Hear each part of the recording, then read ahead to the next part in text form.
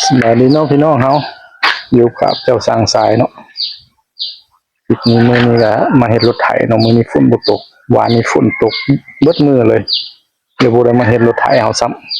ำก็เลยบ่ได้ลงคลิปให้พี่น้องเฮาเบิ่งเนาะวานนี้เพราะว่าบ่ได้มาเฮ็ดมีแต่ว่ามื้อนี้ล่ะสิได้เฮ็ดเติมอีกเอาเดี๋ยวเฮาไปเบิ่งนำกันหน้าเวียงเฮาสิมีหยังในมื้อนี้สำหรับหน้าเวียงเฮาเนาะมื้อนี้สร้างสายอยากติดตั้งตัวสุกอัพ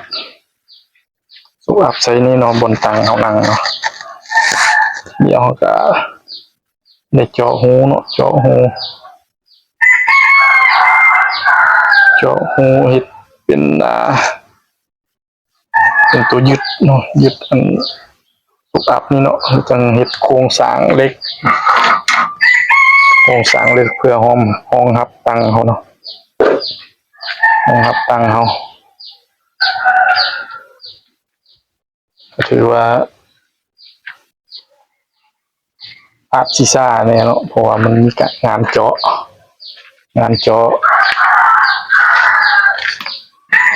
อยู่สามยางเนาะยางละ2 หู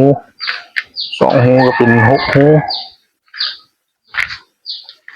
เดี๋ยวเขาถ่าเบิ่งนำกันเนาะในส่วนของ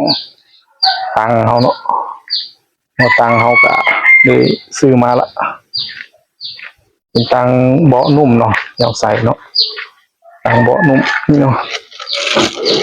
ตังนี่เนาะ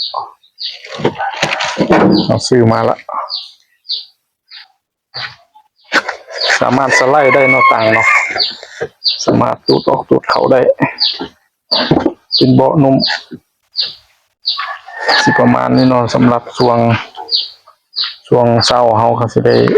เฮ็ดในส่วนของสร้างโครงตังที่ว่าไว้ห้องรับในการห้องขึ้นนั่งเนาะ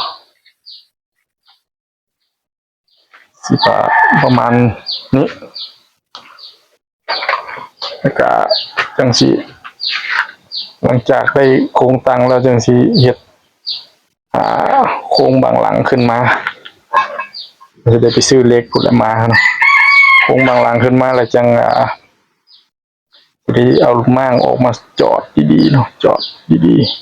ๆแล้วก็จังสิได้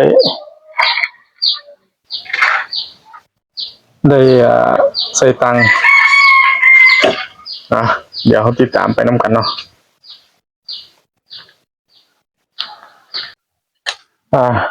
พอดีเนาะพอดีว่างสวยนี้ได้มีขนส่งเนาะโอ้มาบอกว่าอะไรมาฮอดละอะไรที่สั่งไว้มาฮอดละเดี๋ยวสิได้ออกไปเอาอะไรนำกันเนาะส่วนยามเช้าเขาได้สำได้เอาไปเบิ่งนำกันช่วงเช้าเขาก็ได้เจาะอันนี้ไว้เนาะเจาะเฮ็ดบนเขาสิยึดพวกโครงไว้ให้ตั้งนั่งเอาแล้วก็ตั้งศกอักไว้คร่าวๆแล้วก็นี้เนาะเขาเกี่ยมว่าสิจอดเช่นนี้เนาะเกี่ยมที่จอดใส่ได้เฮ็ดไว้คร่าวๆไว้แล้วในช่วงเช้านี่เนาะก็ถือว่าบ่ได้หลายปานใดเพราะว่ามันงานเจาะมันจะช้าเนาะงานเจาะนี่เดี๋ยวเขาก็ไปหน่อยเดียวแล้วก็มีการขนส่งโทรมาบอกว่าอะไรมาละอะไรเดี๋ยวสิออกไปเอาอะไรมาแล้วก็สีแรงละหน้าสีโอได้เฮ็ดเติมอีกในมือนี้ที่ว่าซาไปเติมอีกหน่อยนึงเนาะสำหรับตังเราคิดว่ามันสิได้เฮ็ดได้ใช้แล้วมือนี้แต่ว่ามันก็ขาเบียกเนาะมื้อนี้สำหรับมื้อนี้พี่น้องเฮาก็รอรุ่นน้ำกันเนาะรถคันวินเนาะก็สิพยายามเฮ็ดให้ดีที่สุดละสำหรับคันนี้พยายามเฮ็ดให้ดีที่สุดเพื่อพี่น้องเฮาได้เบิ่งเนาะได้เบิ่งสิประมาณนี้เนาะสำหรับงานมื้อนี้ไปหน่อยเดียวเนาะสิได้เมียนเครื่องแล้วก็สิได้ออกไปเอาอะไรยัง เบิ่งตัวจริงนํกันอีกบัดหนึงว่าเฮาสิได้มาเฮ็ดต่อบ่ถ้าเอาอะไรมาไว้สิได้มาเฮ็ดต่อบ่ถ้าว่าบ่ได้เฮ็ดต่อก็คือว่าเวียกงานเฮาในมื้อนี้มันก็จบส่ำนี้เนาะ อ้าวจั่งใดก็ฝากพี่น้องเฮาติดตามนํกันเนาะ